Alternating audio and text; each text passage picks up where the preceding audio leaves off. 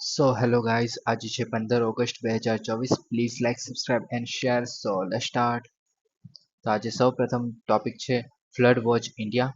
તો તાજેતરમાં કેન્દ્રીય જલ શક્તિ મંત્રીએ સેન્ટ્રલ વોટર કમિશન દ્વારા વિકસિત જે ફ્લડ વોચ ઇન્ડિયા છે એનું એપ્લિકેશન વર્ઝન 2.0 લોન્ચ કર્યું છે. એના વિશે જોઈએ તો ફ્લડ વોચ ઇન્ડિયા જે છે એ કેન્દ્રીય જળ કમિશન એટલે કે સેન્ટ્રલ વોટર કમિશન દ્વારા રિયલ ટાઈમ પૂરની માહિતી અને આગાહી પ્રદાન કરવા માટે વિકસાવવામાં આવેલી એક એપ્લિકેશન છે. ઓકે, તેનો હેતુ આપણને ખબર પડે છે કે વાસ્તવિક સમયની જે પૂર છે એ સ્થિતિના અપડેટ આપશે અને આગાહીનું પ્રદાન કરશે, અને જે વપરાશકર્તાઓ છે એ સમગ્ર દેશમાં જે પૂરની સ્થિતિ છે એના વિશે માહિતગાર રહેવામાં મદદ કરશે. ઓકે, વિશેષતાઓ જોઈએ તો ફ્લડ વોચ ઇન્ડિયા જે છે એ વાંચી શકાય તેવા અને ઓડિયો બ્રોડકાસ્ટ સાથે યુઝર ફ્રેન્ડલી ઇન્ટરફેસ ધરાવે છે, એટલે કે ઇઝીલી યુઝ કરી શકાય છે. એપ્લિકેશન જે છે અંગ્રેજી અને હિન્દી બંને ભાષામાં માહિતી પ્રદાન કરે છે. દેશભરમાં અપ ટુ ડેટ પૂરની સ્થિતિને તપાસી શકે છે. વિવિધ સ્ત્રોતમાંથી રિયલ ટાઈમ નદી પ્રવાહના ડેટાનો ઉપયોગ કરે છે, એટલે કે અત્યારે હાલમાં નદીનો પ્રવાહ કેટલો છે કઈ નદીમાં તે ડેટા પણ આમાં પ્રોવાઈડ કરી શકાય છે.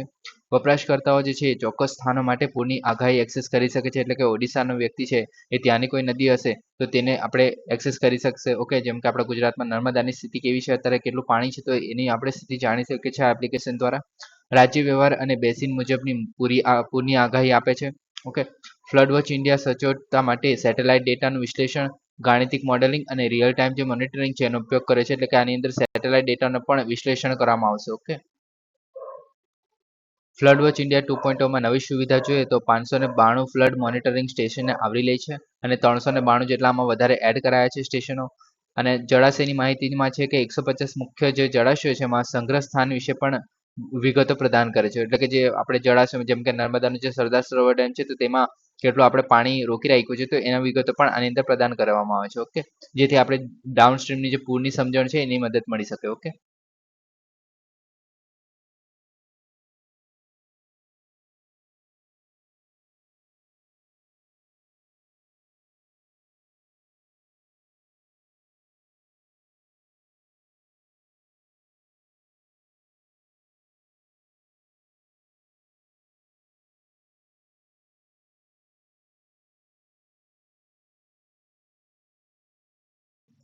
નેક્સ્ટ છે તરંગ શક્તિ વ્યાયામ.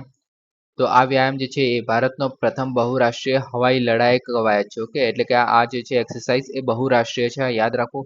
અને પ્રથમ વખત આ થઈ રહી છે. આપણે થોડા દિવસ પહેલા જોયેલું કે ભારત અને મલેશિયા વચ્ચે એક હવાઈ કવાયત થયેલી, એનું નામ શું હતું કોમેન્ટ કરજો.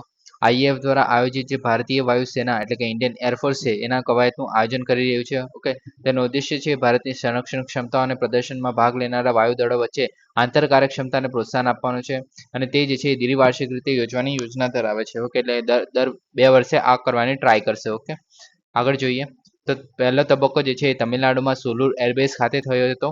એમાં જે કુલ 51 હવાઈ દળોએ ભાગ લીધો હતો, જેમાં 10 ફાઇટર જેટનો સમાવેશ થાય છે. એની અંદર અલગ અલગ દેશો જેમ કે Germany, France, Spain, United Kingdom અને વગેરેના હવાઈ દળો હતા. ઓકે, વિવિધ દેશોના જે ચીફ ઓફ એર સ્ટાફે સુખોઈ લડાકુ વિમાન છે અને જે આપણે હિન્દુસ્તાન એરોનોટિક લિમિટેડ જે કહે છે, ઓકે, તેના નિર્મિત તેજસ સહિત વિવિધ વિમાનો ઉડાનમાં ભરી હતી. ઓકે, ભારતીય વાયુસેના જે સ્વદેશી વિમાનો અને હેલિકોપ્ટરોએ તેમાં દાવપેચના પ્રદર્શન પણ કર્યા હતા. ઓકે, નેક્સ્ટ છે લોંગ રેન્જ ગાઈડ બોમ્બ. તો તાજેતરમાં સંરક્ષણ સંશોધન અને વિકાસ સંગઠન એટલે કે ડીઆરડીઓ જે છે ભારતીય વાયુસેનાના જે SU-30 MK-1 જે છે આપણું વિમાન છે, ઓકે, તેના પ્લેટફોર્મ પરથી લોંગ રેન્જ ગાઈડ વિમાન જે છે એ ગૌરવ જે છે એનું પ્રથમ સફળતાપૂર્વક ઉડાન પરીક્ષણ કર્યું હતું. આ લોંગ રેન્જ ગાઈડેડ બોમ્બનું નામ છે ગૌરવ. ઓકે, આ યાદ રાખવું, ગૌરવ નામ છે આનું. વર્ણન જોઈએ તો ગૌરવ જે છે ભારતના સંરક્ષણ સંસ્થા એટલે કે ડીઆરડીઓ દ્વારા વિકસિત છે અને એર લોન્ચ કરવા માટેનું આવેલું ગાઈડ બોમ્બ છે. ઓકે, તેનું વજન જે છે 1000 કિલોગ્રામ જેટલું છે, એટલે કે 1 ટન જેટલું છે. દુશ્મનની હવાઈ પટ્ટીઓ, બંકરો, સખત સ્થાપનો અને જે ઇમારતો છે એને નષ્ટ કરવા માટે આ રચાયેલું છે, એટલે કે જે મોટી જે મતલબ મજબૂત બિલ્ડિંગ હોય છે તેનું તોડવા માટે છે આ. માર્ગદર્શિકા પ્રણાલીમાં જોઈએ તો ગૌરવ જે છે સચોટ લક્ષ્યાંક માટે જીપીએસ ડેટા અને જે ડિજિટલ કંટ્રોલ સાથે ઇનર્શિયલ નેવિગેશન સિસ્ટમ છે એનો ઉપયોગ કરે છે, એટલે કે નેવિગેશન સિસ્ટમ એની અંદર ઇનબિલ્ડ કરવામાં આવેલી છે. હૈદરાબાદના જે સંશોધન કેન્દ્ર ઇમરત છે એટલે કે રિસર્ચ સેન્ટર ઇમરત, ઓકે, તો એના દ્વારા વિકસાવવામાં આવેલું છે, યાદ રાખવું. ઓકે, ફ્લાઇટ ટેસ્ટ જોઈએ તો આ જે છે ગૌરવ ચોક્કસ અને ચોકસાઈ સાથે લોંગ વ્હીલર્સ જે આઇલેન્ડ છે, ઓકે, ઓડિશામાં આવેલું છે, તેના પર લક્ષ્યાંક હિટ કરેલું. ઓકે, અને આની રેન્જ જે છે 80 કિલોમીટર જેટલી છે. ઓકે, અને પેનિટ્રેશન કમ બ્લાસ્ટ અને પ્રી ફ્રેગમેન્ટેશન વોરહેડ્સ વહન કરી શકે છે. ઓકે, એટલે કે જે આપણે પેનિટ્રેશન બ્લાસ્ટ એટલે કે આપણે મતલબ અંદર આપણે બ્લાસ્ટ કરવાનું છે કે પેનિટ્રેટ કરીને. ઓકે, પછી અને પ્રી ફ્રેગમેન્ટેડ વોરહેડ્સ એટલે આની અંદર બીજા અલગ અલગ વોરહેડ્સ પણ લઈ જઈ શકાય છે, જેમ કે આપણે ન્યુક્લિયર થઈ ગયું એવું બધું. ઓકે,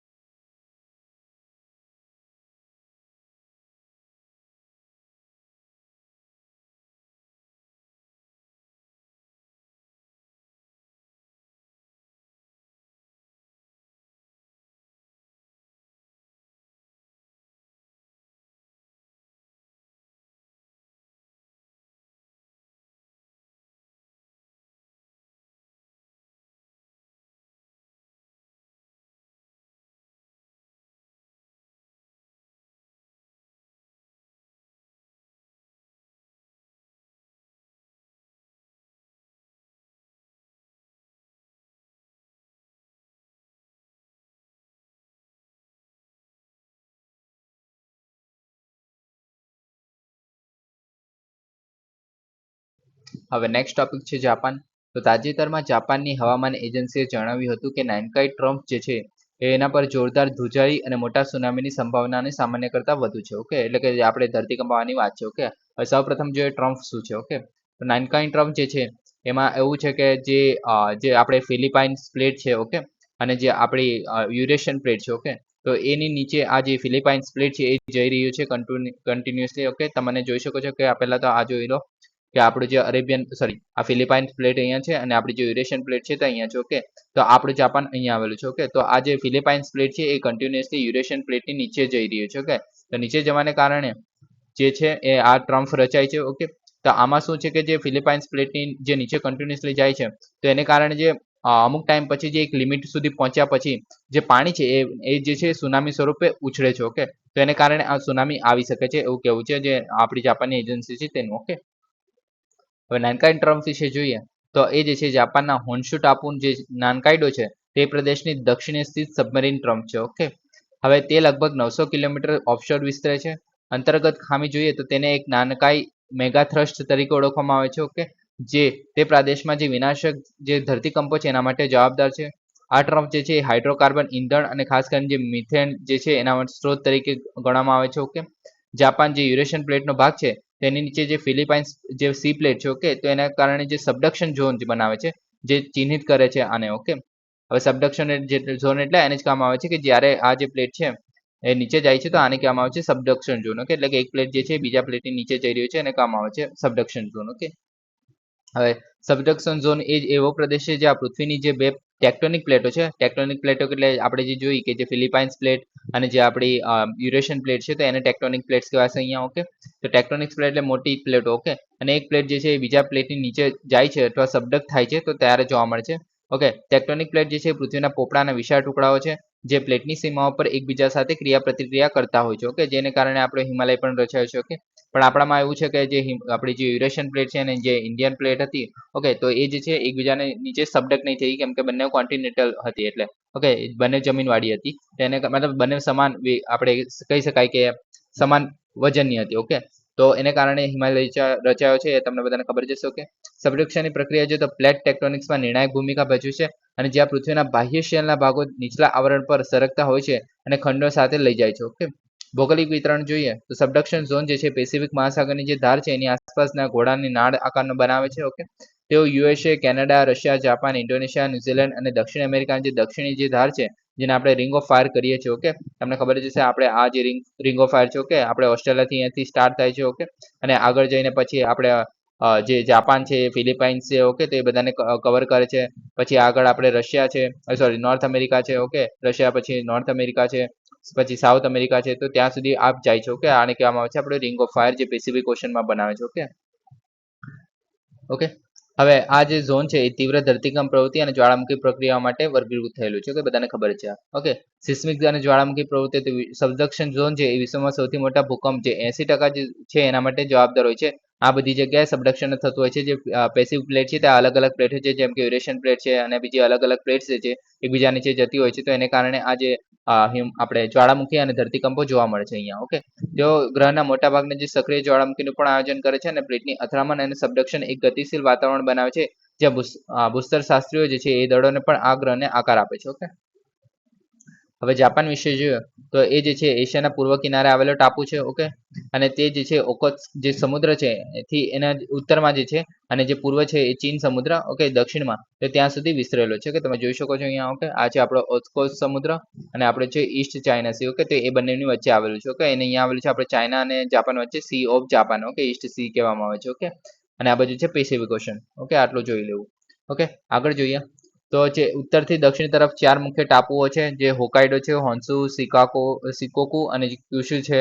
ઓકે, એમાં જે હોન્સુ છે એ તેમાં સૌથી મોટો છે. ઓકે, તમે જોઈ શકો છો આ જે આપણે હોકાઈડો થઈ ગયો. ઓકે, આ હોન્સુ છે, ત્યાર પછી આ સિકોકુ છે અને આ ક્યુશુ છે. ઓકે, નેક્સ્ટ જોઈએ દરિયાઈ સરહદો જોઈએ તો ચાઇના સાથે છે, ઉત્તર કોરિયા, દક્ષિણ કોરિયા, ફિલિપાઇન્સ, રશિયા, ઉત્તરમાં મારિયાના ટાપુઓ જે યુએસએ ના છે અને રિપબ્લિક ઓફ ધ ચાઇના છે, તાઇવાન. ઓકે, એ બધાનો આજુબાજુ આવેલા છે. ઓકે, ભૌગોલિક લક્ષણો જોઈએ તો સરકમ પેસિફિક જે રિંગ ઓફ ફાયર છે એના પર સ્થિત છે. આપણે અત્યારે જોયું કે સૌથી ઊંચો પર્વત જે છે માઉન્ટ ફુજી છે. ઓકે,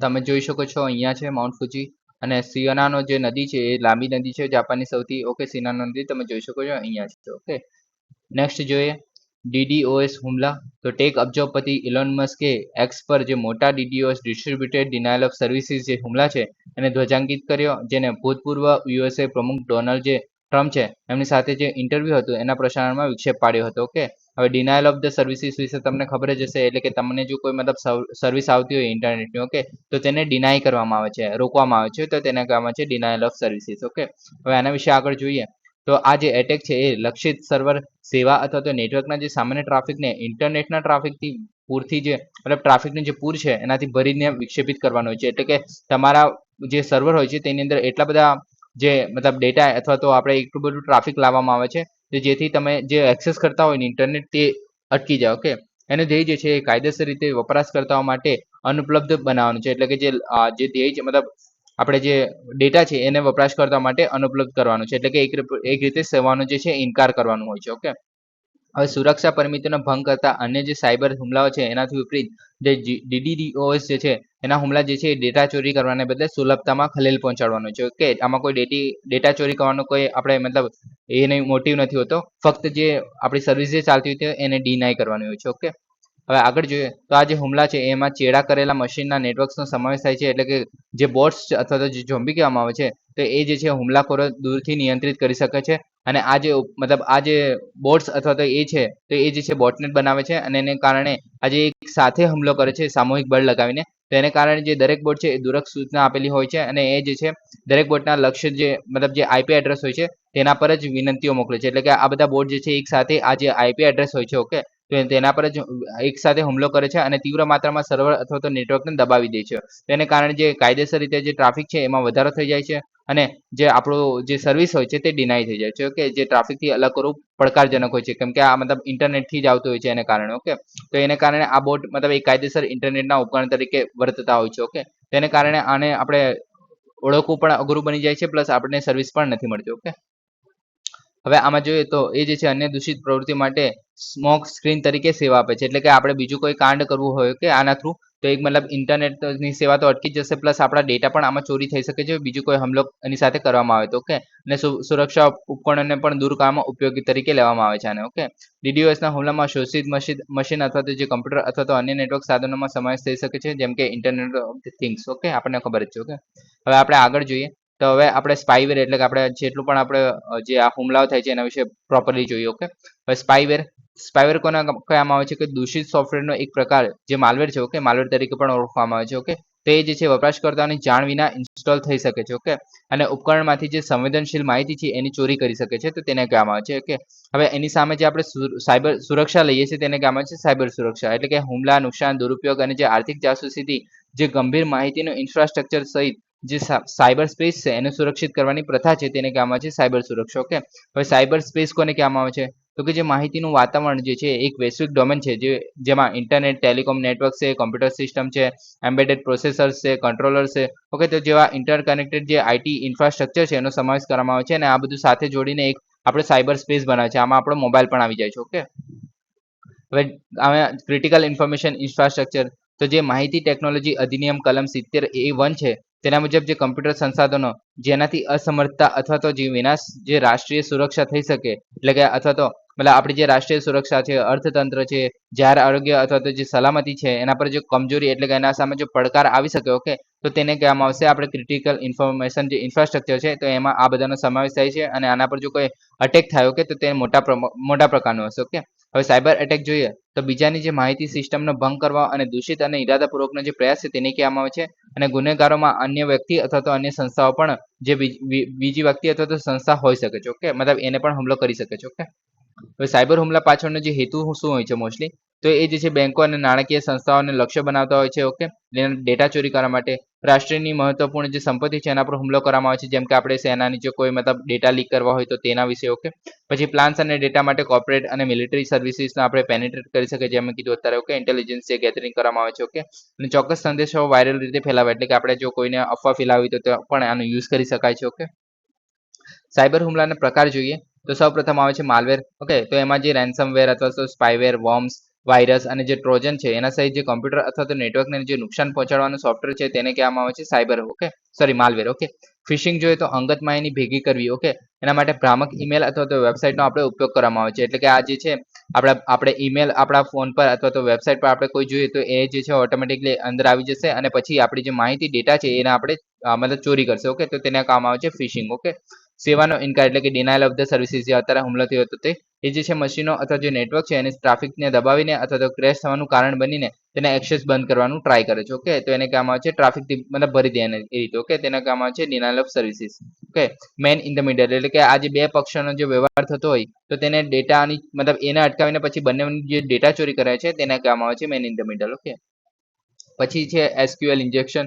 તો એ જે છે એસક્યુએલ જે સ્ટ્રક્ચર્ડ ક્વેરી લેંગ્વેજ મતલબ આ એક પ્રકારની લેંગ્વેજ છે એના સાથે જે ડેટાબેસીસનું સંચાલન કરતા જે સર્વર્સ છે એનું શોષણ કરવા માટે દૂષિત કોડનો ઉપયોગ કરીને જે માહિતીને બહાર કાઢવા જેનો અર્થ જે છે એ જાહેર કરવાનો નથી હોતો, એટલે કે જે મતલબ માહિતી બહાર કાઢવા માટે આનો યુઝ કરવામાં આવે છે. ઓકે, પછી જે ક્રોસ સાઇટ સ્ક્રિપ્ટિંગ. ઓકે, તો આ જે છે વેબસાઇટમાં દૂષિત કોડ દાખલ કરવામાં આવે છે જે બ્રાઉઝરમાં સીધા રીતે મુલાકાતી જે મતલબ આ વેબસાઇટની જો આપણે મુલાકાત લઈએ. ઓકે, તો એ જે છે આપણા સિસ્ટમમાં પણ આવી શકે છે અને પછી ડેટા ચોરી થઈ શકે છે. ઓકે, એ રીતે સામાજિક ઇન્જિનિયરિંગ એટલે કે જે સુરક્ષિત માહિતી મેળવવા માટે એટલે કે કોઈને ખબર ના પડે અને એક સાથે મતલબ એવી રીતે વ્યક્તિઓને મેન્યુપ્યુલેટ કરવામાં આવે કે ભાઈ આવું કરવાથી આવું થશે. ઓકે, જેમ કે આપણે અમુક વાર મેસેજ આવતા હોય કે તમે મતલબ આ વેબસાઇટ પર જાઓ અને તમને લોટરી લાગશે એવું કંઈ આવતો હોય છે. ઓકે, તો એ જે છે આપણે એનો મતલબ એ બધા વેબસાઇટનો પણ યુઝ કરીને પછી એક જગ્યાએ પબ્લિક ભેગી કરવામાં આવે છે અને પછી જે સુરક્ષિત માળખા મતલબ કોઈ આપણે ડેટા જોતા હોય તો તે એ ચોરી કરી શકે છે. હવે એટલી બધી ભીડમાં કોણ ચોરી કરી ગયું તે ખબર ના પડે એ રીતે. ઓકે, ભારતમાં સુરક્ષાના કાયદા જોઈએ તો ઇન્ફોર્મેશન ટેકનોલોજી એક્ટ છે જે 2000 નો છે. ઓકે, જે ઇલેક્ટ્રોનિક ડેટાનું નિયમન કરે છે અને કોમ્પ્યુટર દસ્તાવેજો સાથે છેડછાડ, હેકિંગ, સાયબર આતંકવાદ અને કોમ્પ્યુટર સંસાધનો જે ઉપયોગ કરીને છેતરપિંડી અને ગુનાઓ છે એની યાદી આપે છે. ઓકે, બીજું છે રાષ્ટ્રીય સાયબર નીતિ 2013 વ્યૂહરચના. તો આ જે છે સાયબર ઇકોસિસ્ટમ માટે જે સુરક્ષાના જોખમો માટે સુરક્ષિત સાયબર ઇકોસિસ્ટમ અને જે મિકેનિઝમ છે એ સ્થાપિત કરે છે. ઓકે, પછી આ જે 13 છે મોસ્ટલી હેકિંગ દ્વારા આ જે છે ઇન્ડિયન કમ્પ્યુટર ઇમરજન્સી જે રિસ્પોન્સ ટીમ છે, ઓકે, એટલે કોઈ પણ જ્યારે હુમલો થાય છે સાયબર સુરક્ષા રિલેટેડનો, ઓકે, તેના માટેનું સંકલન, કટોકટી પ્રતિભાવો અને કટોકટી વ્યવસ્થાપન માટે નોડલ એજન્સી તરીકે કાર્ય કરે છે. અને આ જે છે એ સૌથી વધારે ઇમ્પોર્ટન્ટ છે આ એજન્સી, ઓકે, પૂછાય છે. ઓકે, ઈ ગવર્નન્સ સિક્યોરિટી જોઈએ તો ઈ ગવર્નન્સને સુરક્ષિત કરવા માટે જે વૈશ્વિક શ્રેષ્ઠ પ્રથાઓનો યુઝ કરવો અને જે જાહેર કી ઇન્ફ્રાસ્ટ્રક્ચર છે એને અમલ કરવો. ઓકે, પછી CII પ્રોટેક્શન, ઓકે, તો national critical information infrastructure protection centre આ જે છે આઈટી એક્ટ 2000 હેઠળ આવે છે અને આ જે છે નવી દિલ્હીમાં આવેલું છે અને મહત્વપૂર્ણ માહિતી ઇન્ફ્રાસ્ટ્રક્ચરનું રક્ષણ કરે છે, જે આપણે ઇમ્પોર્ટન્ટ જે છે મતલબ રાષ્ટ્રીય સુરક્ષા માટે, પછી જે મિલિટરીના ડેટા છે તો એ બધાનો આની અંદર સુરક્ષા કરવામાં આવે છે. ઓકે, રિસર્ચ એન્ડ ડેવલપમેન્ટ અને HR વિકાસ, ઓકે, તો શિક્ષણ અને તાલીમ દ્વારા જે સાયબર સુરક્ષા છે એની ટેકનોલોજી છે અને માનવ સંસાધનના વિકાસમાં સંશોધનને પ્રોત્સાહન આપવું, એટલે કે પહેલા તો આપણે એજ્યુકેટ કરવા અને પછી આગળ વધવું એમ. ઓકે, પછી સાયબર સુરક્ષા ભારત પહેલ, તો એ જે છે 2018માં લોન્ચ કરવામાં આવી હતી. એ જે છે સાયબર ક્રાઇમ વિશે જાગૃતિ ફેલાવવા અને સલામતીના પગલાં માટે ક્ષમતા ઊભી કરે છે. ઓકે, આની અંદર જે મુખ્ય માહિતી સુરક્ષા અધિકારીઓ હશે અને એમના જે તમામ સરકારી વિભાગોમાં IT સ્ટાફ હશે તો એ લોકોને આ પ્રોવાઈડ કરવાનું છે, મતલબ એક રીતે એજ્યુકેટ કરવાના છે. ઓકે, પછી છે national cyber security coordination centre, okay, NCCC, okay, તો આ જે છે 2017માં વિકાસ કરવામાં આવેલું અને ભારતમાં પ્રવેશતા જે ઇન્ટરનેટ ટ્રાફિક, કોમ્યુનિકેશન, મેટા ડેટાને સ્કેન કરવા માટે જે રિયલ ટાઈમ સાયબર ધમકીઓને શોધવા માટે આનો યુઝ કરવામાં આવે છે. ઓકે, નેક્સ્ટ છે સાયબર સ્વચ્છતા કેન્દ્ર 2017 થી ચાલે છે. આ જે છે ઇન્ટરનેટ વપરાશકર્તાઓને તેમના કમ્પ્યુટર અને ઉપકરણોના વાયરસને માલવેરથી સાફ કરવામાં મદદ કરે છે. ઓકે, ત્યારબાદ છે માહિતી સુરક્ષા શિક્ષણ જાગૃતિ પ્રોજેક્ટ. ઓકે, આ જે છે 52 સંસ્થાઓ દ્વારા 1.14 લાખ વ્યક્તિઓ મતલબ તાલીમ કરવામાં આવે છે અત્યારે. ઓકે, આ જે છે જાગૃતિ વધારવા માટે માહિતી સુરક્ષામાં સંશોધન અને શિક્ષણ અને તાલીમ પ્રદાન કરવા માટે છે. ઓકે, પછી છે આંતરરાષ્ટ્રીય સહકાર, તો સુરક્ષિત સાયબર ઇકોસિસ્ટમ સ્થાપિત કરવા અને ધ્યેય છે આનો. ઓકે, પછી ભાગીદારીમાં યુનાઇટેડ સ્ટેટ્સ છે, સિંગાપુર અને જાપાન જેવા દેશો આવે છે. ઓકે, અને આ કારોબારો જે છે ભારતને અત્યાધુનિક સાયબર જોખમોનો સામનો કરવા માટે મદદ કરે છે. ઓકે, નેક્સ્ટ જોઈએ આંતરરાષ્ટ્રીય મિકેનિઝમ્સ, ઓકે, જે સાયબર સિક્યોરિટી માટેની. ઓકે, તો ઇન્ટરનેશનલ ટેલિકોમ્યુનિકેશન યુનિયન છે જે ટેલિકોમ અને જે સાયબર સુરક્ષા છે એના માલિક, એટલે કે એના માટે સ્ટાન્ડર્ડ્સ આપે છે અને વિકાસમાં અગ્રણી જે UN એજન્સી છે તે આની અંદર મુખ્ય છે. ઓકે, સાયબર ક્રાઇમ પરના બુડાપેસ્ટ કન્વેન્શન જે સાયબર ક્રાઇમને સામે જે કાયદાને સુમેળ બનાવવા માટે આંતરરાષ્ટ્રીય સંધિ કરે છે અને જે 1 જુલાઈ 2004 થી અમલમાં છે ને ભારતે અત્યાર સુધી સહી નથી કરી એના પર. ઓકે, પછી જે IGF એટલે કે ઇન્ટરનેટ ગવર્નન્સ જે ડિબેટ છે. ઓકે, તો એમાં જે છે હિસ્સેદારોને એક કરતું એક ફોરમ છે. ઓકે, આ જે છે અને સૌપ્રથમ 2006માં બોલાવવામાં આવ્યું હતું. ઓકે, એટલે ઇન્ટરનેટ ગવર્નન્સ ફોરમ છે આ. ઓકે, ICANN, ઓકે, તો ઇન્ટરનેટ નેમસ્પેસ અને સંખ્યાત્મક જગ્યાઓનું સંચાલન કરતી બિન લાભકારી સંસ્થા છે જેનું મુખ્યાલય જે છે લોસ એન્જલિસ USAમાં આવેલું છે. ઓકે, નેક્સ્ટ છે ગોટીપુઆ ડાન્સ, તો એ જે છે બાળ કલાકારો જે વિશ્વને તેમના સ્ટેજ તરીકે અનુભવે છે અને આમને મતલબ આમાં તો જતા રહી છે. ઓકે, ત્યાર પછી જે ભવિષ્ય માટે અનિશ્ચિતતાનો સામનો કરે છે એવું કંઈ છે. ઓકે, ન્યૂઝમાં. ઓકે, હવે જો ગોટીપુઆ ડાન્સ વિશે જોઈએ તો આ જે છે ઓડિશાનો જે નૃત્ય છે. ઓકે, અને ભારતનું જાજરમાન લોકનૃત્ય છે. ઓકે, તે શાસ્ત્રીય ઓડિશા નૃત્ય છે. ઓકે, હવે ગોટીપુઆ જે નામ છે એ બે ઓડિયા શબ્દથી બને છે. ઓકે, એક ગોટી જેનું નામ છે સિંગલ અને પુઆ એટલે કે છોકરો. ઓકે, સિંગલ છોકરો. ઓકે, આ પરંપરા જે નાના છોકરાઓને ગુરુકુળ અથવા તો અખાડામાં ગાયન, નૃત્ય, યોગ અને એક્રોબેટિક્સ છે એની તાલીમ આપવામાં આવે છે. ઓકે, હવે પ્રદર્શન અને પોશાક જોઈએ તો ગોટીપુઆ જે નર્તકો છે એ છોકરીઓનો પોશાક પહેરે છે. આમાં મોસ્ટલી છોકરાઓ જોઈએ છે પણ છોકરીઓનો પોશાક પહેરે છે, રંગબેરંગી કોસ્ટ્યુમ અને વિસ્તૃત મેકઅપ પહેરે છે. ઓકે, તેઓ મંદિરના ઉત્સવો, સામાજિક મેળાવડા અને જે ધાર્મિક સમારોહ છે એમાં પ્રદર્શન કરે છે અને તેમની જે કુશળતા છે એને પ્રેક્ષકો સામે રજૂ કરે છે. ઓકે, ઐતિહાસિક સંદર્ભ જોઈએ તો પ્રાચીન સમયમાં જે ઓડિશાના મંદિરોમાં જે દેવદાસી અથવા તો જે મહારીઓ હતા. ઓકે, તે આ પ્રથા હતી જેમાં સ્ત્રી નર્તકો હતી જેઓ ભગવાન જગન્નાથને સમર્પિત હતી. ઓકે, તો એ મતલબ આવો ડાન્સ કરતા હતા. ઓકે, જેમ જેમ આ મહારી પરંપરા ઘટી ગઈ તો એમને આપણે જે ભોઈ રાજા રામચંદ્ર દેવ હતા એમના શાસન દરમિયાન નૃત્યના વારસાને આગળ ધપાવવા માટે છોકરાઓ જે નર્તકો હોય છે તે એક નવો વર્ગ ઉભરી આવ્યો. ઓકે, તો એ લોકોએ આ ડાન્સ જે છે એ ચાલુ કરેલો. ઓકે, હવે ગોટીપુઆ નૃત્યના તત્વો જોઈએ તો વંદના એટલે કે ભગવાન અથવા તો ગુરુને પ્રાર્થના કરવામાં આવે છે નૃત્યની શરૂઆતમાં. અભિનયમાં જોઈએ તો અભિવ્યક્ત હાવભાવ, ચહેરાના હાવભાવ અને ગીતો અથવા તો વાર્તાઓનો અમલ કરવામાં આવે છે. આની અંદર લયબદ્ધ એક્રોબેટિક્સ મુદ્રાઓ અને શારીરિક પરાક્રમ, ચપળતા અને સુગમતા દર્શાવે છે. ઓકે, સંગીતનો સાથ જોઈએ તો આમાં મર્દતલા જે પંખાવાજનો એક પ્રકાર છે, પછી જીન છે જે નાના કરતાલ છે અને જે હાર્મોનિયમ, વાયોલિન અને વાંસળીનો આની અંદર ઉપયોગ કરવામાં આવે છે. ઓકે, નેક્સ્ટ છે કોર્બેટ ટાઈગર રિઝર્વ. ઓકે, તો આ ઘણું ન્યૂઝમાં હોય છે, આ તો યાદ જ રાખી લેવું. ઓકે, વિશ્વ આદિવાસી દિવસની ઉજવણી માટે જાગૃતિ અભિયાન ચલાવ્યું હતું આને. ઓકે, હવે કોર્બેટ ટાઈગર રિઝર્વ વિશે જોઈએ તો ઉત્તરાખંડમાં આવેલું છે હિમાલયની તળેટીમાં. ઓકે, જે 3 જિલ્લામાં ફેલાયેલ છે, પૌરી, નૈનીતાલ અને અલ્મોરા સોરી. ઓકે, તો કોર્બેટ નેશનલ પાર્ક તમે જોઈ શકો છો ઉત્તરાખંડમાં આવેલું છે. ઓકે, સ્થાપના જોઈએ તો ભારતનું પ્રથમ રાષ્ટ્રીય ઉદ્યાન તરીકે ગણવામાં આવે છે. ઓકે, અને સ્થાપના 1936માં હેલી નેશનલ પાર્ક તરીકે કરવામાં આવેલી ને પછી ત્યારબાદ 1957માં જે જીમ કોર્બેટ હતા સંરક્ષણવાદી, ઓકે, તો એમના નામ પરથી આનું નામ જે છે કોર્બેટ નેશનલ પાર્ક રાખવામાં આવેલું. ઓકે, અને વધારાના જે વિસ્તાર છે એને પછી આગળ એડ કરવામાં આવેલું, જેને રાષ્ટ્રીય ઉદ્યાનમાં સમાવેશ કરવામાં આવેલું. ઓકે, અને અત્યારે આટલો વિસ્તાર ધરાવે છે. ઓકે, યાદ રાખવાની જરૂર નથી. ઓકે, હવે આની અંદર નદીઓ જોઈએ તો રામગંગા, પલ્લેન અને જે સોના નદી છે એ વહે છે. ઓકે, અનામતમાં જોઈએ તો ભાભર અને જે નીચલા શિવાલિક પ્રદેશનો આ ભાગ છે. ઓકે, અને તેમાં પાણીના ટેબલ છિદ્રાળુ માટી અને પથ્થરો દ્વારા વર્ગીકૃત થયેલું છે. ઓકે, વનસ્પતિમાં જોઈએ તો સાલ અને મિશ્રિત જંગલો જોવા મળે છે, ઘાસના મેદાનો પણ જોવા મળે છે, જેને સ્થાનિક રીતે ચોર તરીકે ઓળખવામાં આવે છે. ઓકે, આની અંદર લંટાના જે નીંદણ માનવામાં આવે છે તે હોય છે, જે ખાસા પ્રમાણે પડકારરૂપ છે. ઓકે, આની અંદર મતલબ ખાસા પ્રમાણે જોવા મળે છે. હવે જે કોર્બેટ ટાઈગર રિઝર્વ છે જે વાઘ અને હાથી જેવા પ્રભાવશાળી સસ્તન પ્રાણીઓનું ઘર છે. ઓકે, આની અંદર બીજા બધા પણ જોવા મળે છે. ઓકે, પણ આપણે એટલા બધા ઇમ્પોર્ટન્ટ નથી, ખાલી યાદ રાખવાનું કે વાઘ અને હાથી જોવા મળે છે. Okay, mostly. નેક્સ્ટ જોઈએ ચંડકા વન્યજીવ અભયારણ્ય. તો આ જે છે એ ચાંદકા વન્યજીવ અભયારણ્યમાં સાંભર અને બસ્તા હરણને છોડવામાં આવશે, જે સ્વતંત્રતા દિવસે ત્યારે એટલે કે આજે. ઓકે, નેક્સ્ટ જોઈએ ચંડકા વન્યજીવ અભયારણ્ય. તો ચંડકા વન્યજીવ અભયારણ્ય છે ઓડિશાના ખુર્દા જિલ્લામાં આવેલું છે. ઓકે, જે પૂર્વીય ઘાટની જે ઉત્તર પૂર્વીય સીમાઓનું પ્રતિનિધિત્વ કરે છે. તમે જોઈ શકો છો અહીંયા ઓડિશામાં છે. ઓકે, હવે જે ખુર્દા અને જે કટક જિલ્લામાં રોલિંગ ટેબલ લેન્ડ અને જે નાના છૂટાછવાયેલી ટેકરીઓ આવરી લે છે આની અંદર. ઓકે, અને આ જે છે 1982માં હાથી અનામત તરીકે નિયુક્ત કરવામાં આવેલું. ઓકે, આબોહવા જોઈએ તો ઉષ્ણકટિબંધીય આબોહવા જોવા મળે છે, ઉનાળો, વરસાદી ઋતુ અને શિયાળો. ઓકે, વનસ્પતિઓમાં સદાબહાર અને પાનખર તત્વોનું મિશ્રણ જોવા મળે છે. ઓકે, આમાં અલગ અલગ પ્રજાતિઓ જોવા મળે છે, યાદ રાખવાની જરૂર નથી ને. ઔષધીય છોડ પણ જોવા મળે છે. પ્રાણી સૃષ્ટિમાં જોઈએ તો ભારતીય હાથો મુખ્ય પ્રજાતિ છે આની અંદર. ઓકે, ને સંશોધકો જે છે 40 વર્ષ પછી જંગલમાં વાઘણ અને તેના બચ્ચાના પુરાવા મળ્યા હતા સંશોધકોને. ઓકે, નેક્સ્ટ છે ઝેરોજેલ.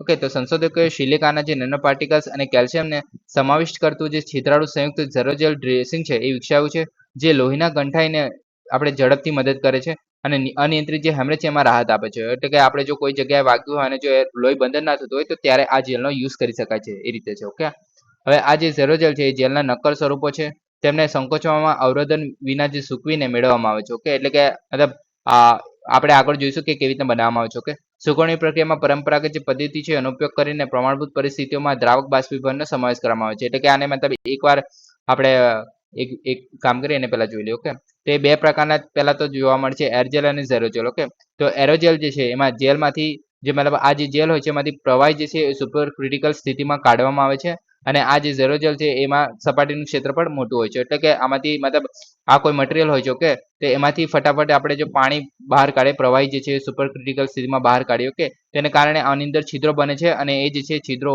એ જે છે સપાટીનું ક્ષેત્રફળ વધારે છે. ઓકે, પછી છે ઝેરોજેલ. ઓકે, તો આ જેલમાંથી પ્રવાહી જે છે ઓરડાના તાપમાને બાષ્પીભવન થાય છે ત્યારે બને છે. ઓકે, તો આમાં પદ્ધતિમાં એટલું બધું કોઈ ખાસ છે ને આપણે યાદ રાખવાની જરૂર પણ નથી. ઓકે, કેવી રીતના બને છે.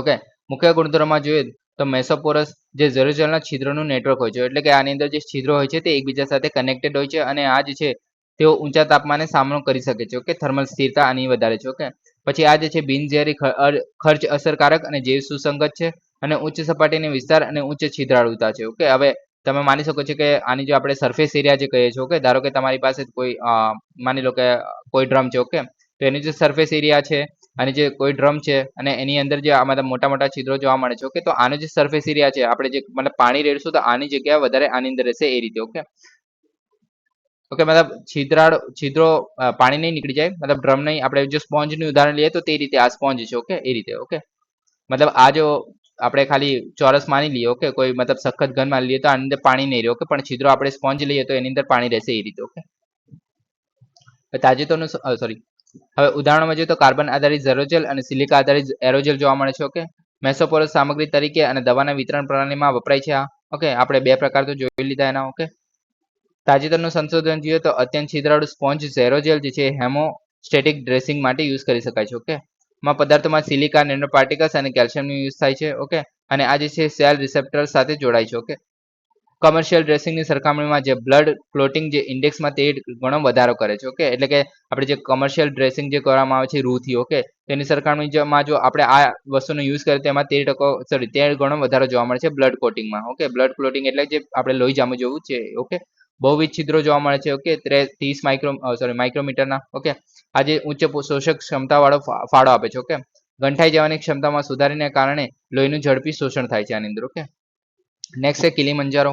તો દાર્જિલિંગમાં આવેલી જે હિમાલયન માઉન્ટેનિયરિંગ જે ઇન્સ્ટિટ્યૂટ છે એના આરોગ્યની ટીમે તાજેતરમાં જે તાન્ઝાનિયામાં જે માઉન્ટ કિલીમંજારો છે એને સૌથી ઊંચું શિખર જે ઉહુર હતું તેની શિખરને સર કર્યું છે. ઓકે, એના પર ચડ્યા છે. ઓકે, હવે કિલીમંજારો પર્વત વિશે જોઈએ તો એ જે છે આફ્રિકાનો સૌથી ઊંચો પર્વત છે. ઓકે, તમે જોઈ શકો છો આ છે આપણો કિલીમંજારો. ઓકે, અને આ જે છે નેશનલ પાર્ક પણ છે. ઓકે, આ જે છે વિશ્વનો સૌથી મોટો ફ્રી સ્ટેન્ડિંગ પર્વત છે. ઓકે, એટલે કે આ જે છે એની સાથે કોઈ પર્વતમાળાનો ભાગ નથી. ઓકે, બીજો એક ફ્રી આપણે સ્ટેન્ડિંગ પર્વત જોઈએ તો આપણે જાપાનનો જે આપણે જોયું અત્યારે, શું નામ હતું જાપાનના પર્વતનું, કમેન્ટ કરજો. ઓકે, તો એ પણ છે. Okay, Mount Fuji. Okay, Kenya સરહદ નજીક જોઈએ તો ઉત્તર પૂર્વ તાન્ઝાનિયામાં આવેલું છે. ઓકે, હવે આ જે છે પર્વત લગભગ પૂર્વ પશ્ચિમમાં 50 માઇલ અને મતલબ વિસ્તરેલું છે. ઓકે, કિલીમંજારોના 3 શંકુ જોવા મળે છે.